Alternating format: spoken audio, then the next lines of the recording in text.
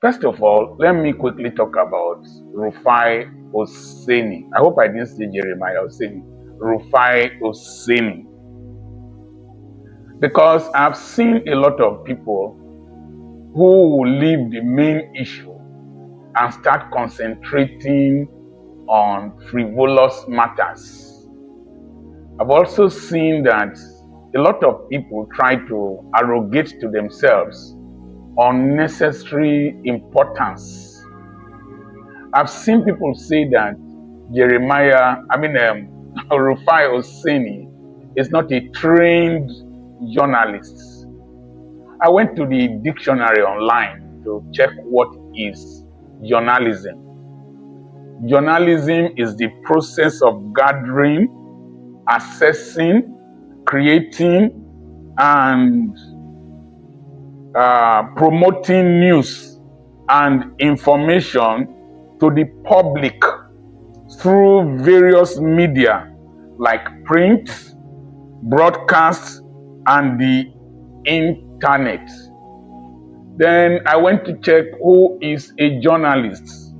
A journalist is the person that does these things I have said. Then I went to the Nigerian Institute of Journalism. I looked at the entry qualification. There is nothing specific about the entry qualification that makes somebody who did not go to that school less intelligent than them who claim to be journalists. The average Nigerian journalist today is still living in the era of when people like Dele Giwa and the rest people were exclusively journalists. Today, any person that gathers, assesses, creates, and promotes news and information to the public through any medium is a journalist. That Rufai Oseni does the following things, they are both things, makes him a journalist. His background might be different. And no person thinks that animal science is an easy course to read. I would just see a stupid person who come on air. Somebody who is supposed to be taking care of cows, is coming to analyze this on television. You know animal science? You know about feed formulation and the rest things? No, you don't know. You are limited to that your training. You went there with 5 credits, like maybe Rufai also went, not maybe, definitely went to university to read animal science with 5 or 6 credits. Now, there are people who have practiced journalism from different backgrounds. Richard Quest is a lawyer. Sanjay Gupta is a neurosurgeon. And he's a journalist with CNN. And there are different people from different fields that have practiced journalism. Now, I want to look at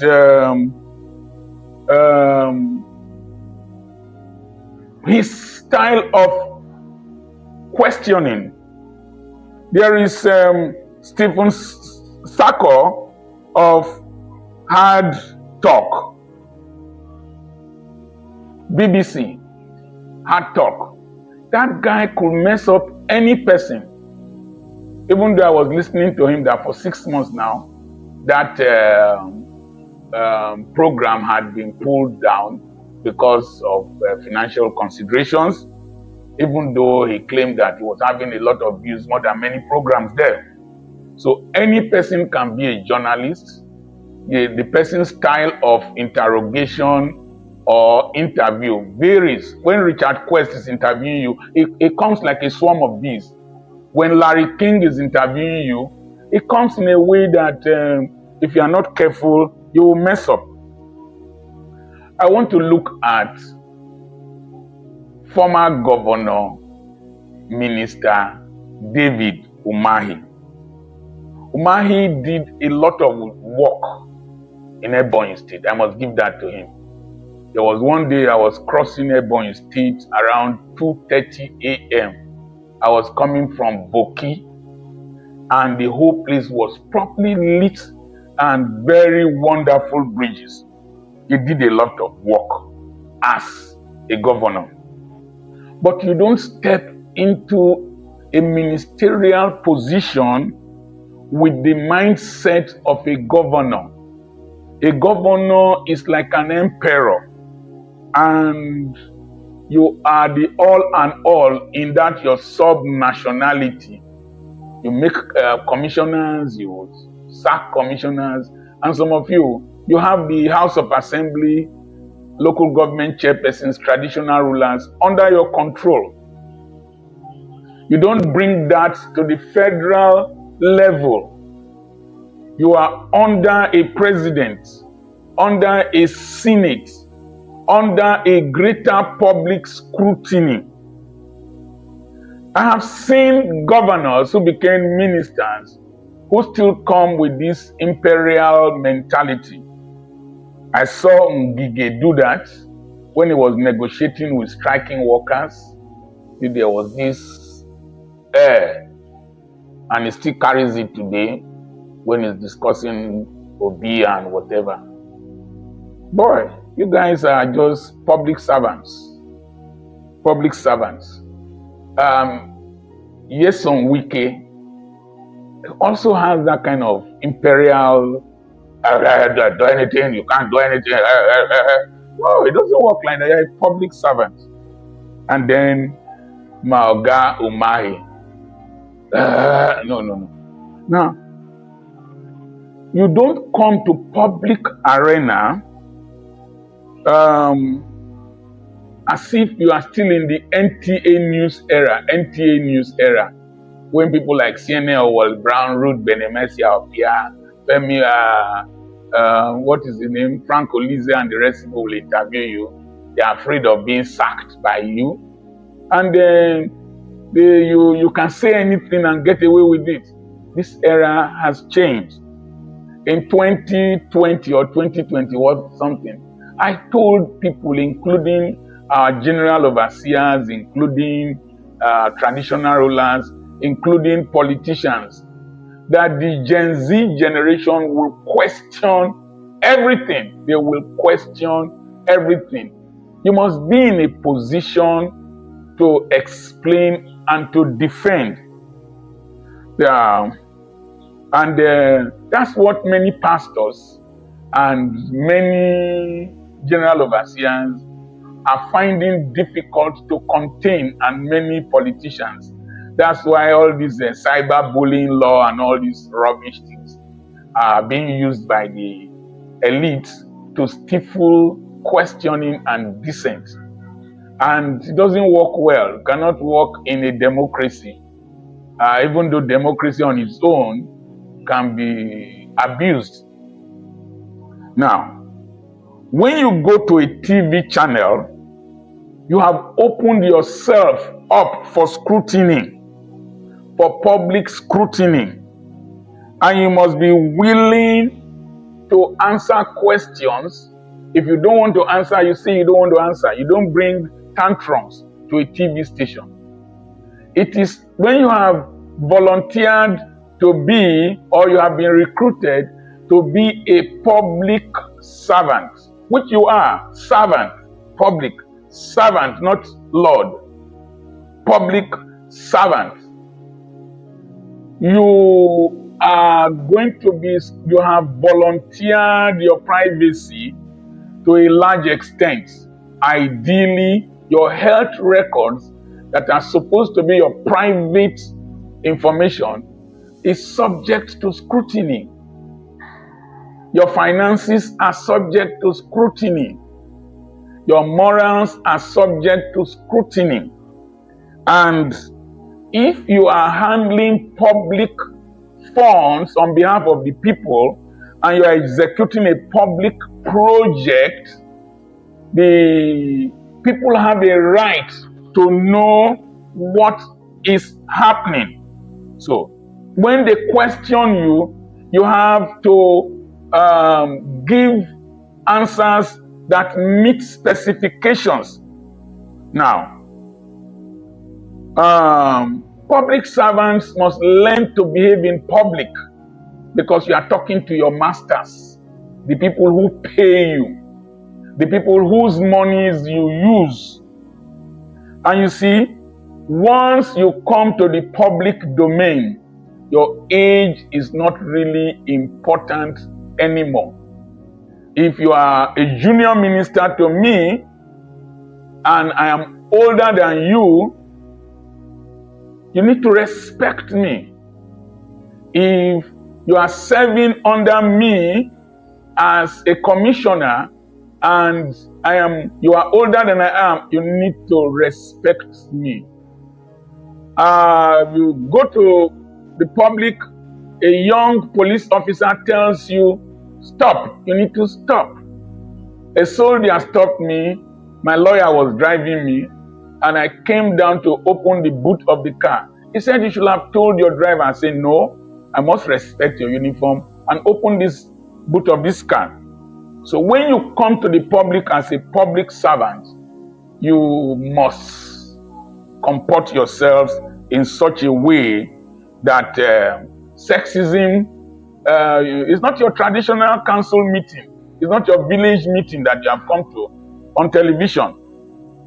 You play by the rules. You play by statistics. Now, Umahi has to learn how to answer questions. During one of his public briefings, Laila Johnson asked him about whether they've done environmental impact assessment. The lady spoke. The lady, I think it's her background. I was in Scotland. Marcus, the Korean's children were talking. I didn't understand what they were saying. I would tell Marcus, tell me what they are saying. So I don't know the background of the young lady, but she didn't speak phonetics that is very difficult for an engineer to understand.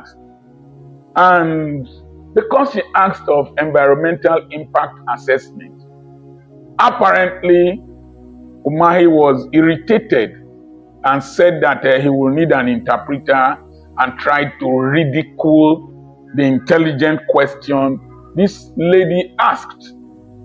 Surprisingly, after some weeks or months, it was found out that there were undersea cables that would be affected by that road, and they had to divert that road. And so that intelligent question that the lady asked, out of anger or misogyny, because I would say another thing that involved another woman, misogyny, the imperial master could not tolerate that from her and tried to ridicule the young lady. But not up to a month, they found out that undersea cables passed through that area and they had to divert the road to another direction. That woman was right and should have been listened to. I know his challenge. There are some things that are very difficult to defend.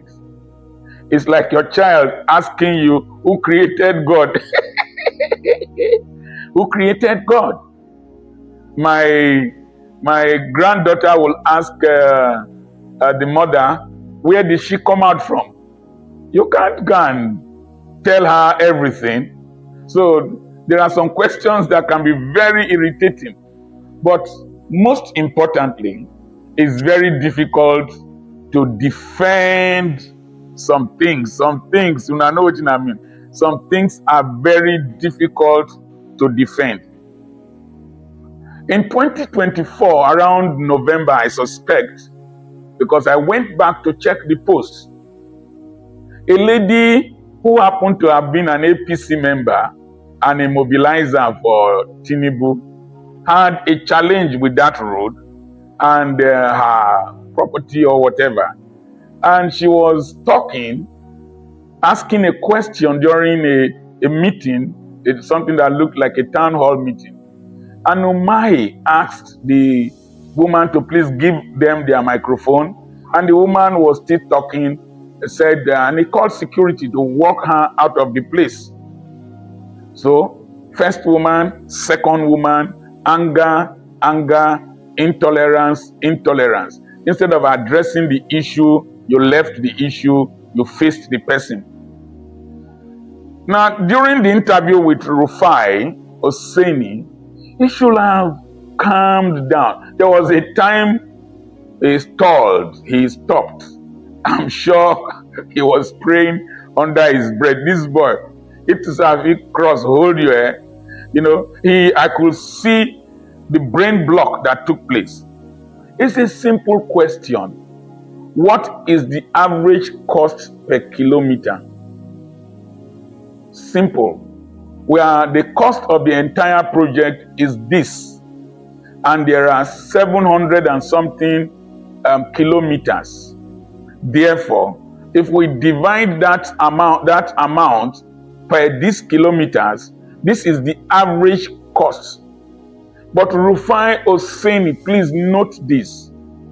There are areas with bridges. There are areas that are swampy. There are areas that are heavily forested.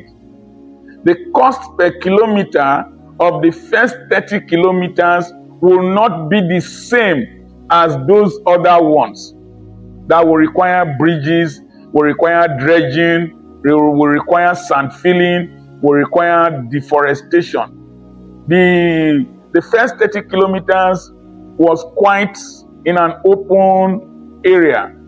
So, you could have explained to Oseni as I'm explaining now, sir, we don't, the whole length of the road does not have equal cost per kilometer. So why the fight over cost per kilometer? Simple answer are provided, and that is the truth that any quantity surveyor will tell you. Now, you don't need to tell him that he's too small to be reported to the president, or that you are a professor. You now give fuel to Oseni. Professor, people call me professor. I'm not. I tell them I'm not. Professor in America can be, or in French-speaking countries, could be somebody who lectures. Any person that lectures can be called professor. But in the Nigerian context, a professor is somebody who is awarded professorship based on publications and supervision of postgraduate students. And they go fall, these Gen Z people, they go fall into their trap. And we must learn to respect these Gen Zs because they constitute a majority. And they gang up together, they are together. Once you attack one, the rest will come after you. And I think my brother, David Umahi, should have been more careful. I used to watch Mugabe's interviews. Western journalists will want to humiliate Mugabe. But Mugabe has a way, without getting angry. He was at one time the most educated president in the world. Mugabe has a way of turning the questions around to humiliate the Western journalists. That's leadership. That's ability to discuss in public. Christian Amanpour can ask very difficult questions. During the siege on Kosovo, or Sarajevo, the siege on Sarajevo, I think I'm right, Sarajevo, Kosovo, I'm mixing them up. Sarajevo might be the capital of Kosovo. He was asking Bill Clinton, he said, this is your flip-flopping. That's a very hard word, and they're still showing it on CNN today. That's a very hard word to use on the most powerful man on earth. Bill Clinton did not abuse her. He answered. But subsequently, they went back and reflected. And that's why NATO took action to break the siege on Sarajevo. Larry King Jr. is another person that can ask very tough questions that can infuriate and irritate any person that does not have temper, anger management. And so the wahala between Oseni and Umahi is as a result of generational difference. Number two, perception of roles. Rufai Oseni is representing the public. Umahi, you are serving the public. You are paid by the public.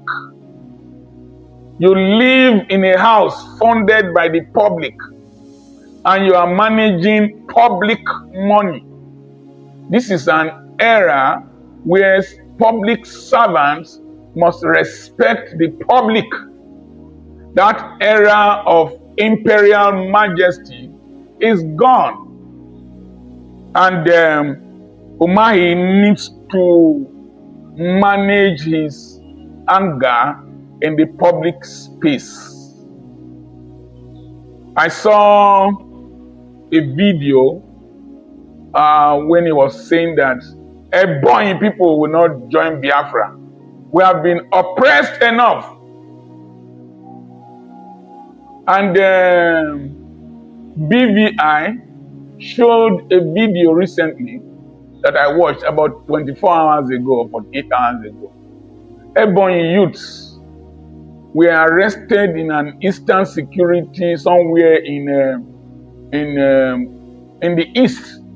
They are from Ebonyi State. They are part of the problems generating crisis in the east. And you need to be more careful when you are addressing the public.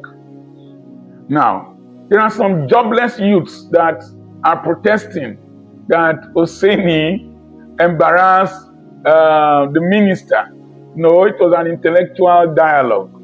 And if you felt embarrassed, you should have told your minister, next time you are going to such places, prepare your records, prepare your facts. I don't think that if, what is his name? Peter Obi was asked the same questions, whether he will have reacted that way. He will reel out answers. I don't also think that if Ngozi Okonjo-Iweala was asked those same questions, that she will have reacted that way. So we need to know the era we are living in. And these young men who have gone to protest, simple questions I have. Number one, all the atrocities committed against your mothers, your sisters, your fathers in Ebonyi State, I have never seen you protest. Never seen you protest. Number two, where are the children of Umahi? They have a right to defend their fathers. I've seen one major general, the daughter. Somebody talked to the father anyhow. The girl is an honorable girl born for that northern major general. She came out and did a video confronting whoever insulted her father. Where are the children of Umahi? They are somewhere cooling off, enjoying their lives. You jobless people carry placard to demonstrate against Oseni that he should be sacked. Now your papa opened the television station. Are you the one paying him? They didn't come for a traditional meeting there. He came to a public arena to answer questions.